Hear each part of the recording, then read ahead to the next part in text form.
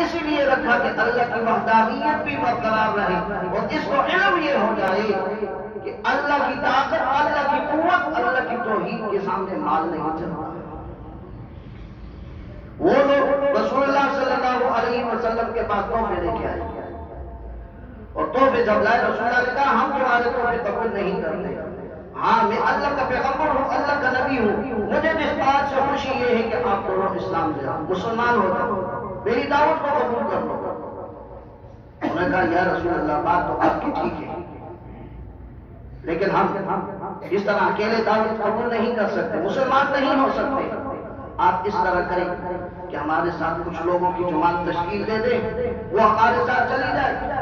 ہمارے قبیلے میں چلی جائے، ہمارے علاقے میں چلی جائے، وہاں دعوت و دین کا کام وہ کرے، لوگوں کو اسلام سکھائیں، لوگوں کو قرآن سکھائیں، لوگوں کو توحید سکھائیں، تاکہ وہ لوگ اسلام کی دعوت کو قبول کر لیں، ساتھ ہم بھی قبول کر لیں گے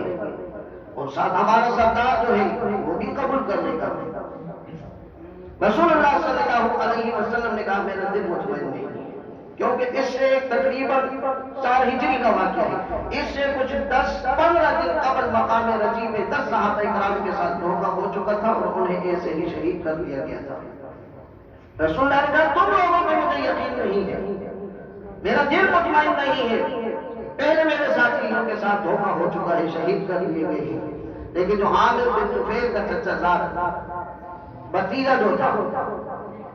عامر بن مالک، وہ چونکہ مسلمان تھا، صحابی رسول تھا، اس نے کہا اللہ کے رسول، اس کے دل میں کون پیدا ہوئی کہ اللہ کا پیغمبر میرے قبیلے میں، میرے علاقے میں، میرے رشتہ داروں میں صحابہ کرام کی جماعت بھیجیں گے، میرے لوگ مسلمان ہو جائیں گے، جہنم سے بچ کے جنت میں جانے والے بن جائیں گے۔ خوش ہوا، اس نے کہا یا رسول اللہ میں ضمانت دیتا ہوں، کہا یا رسول اللہ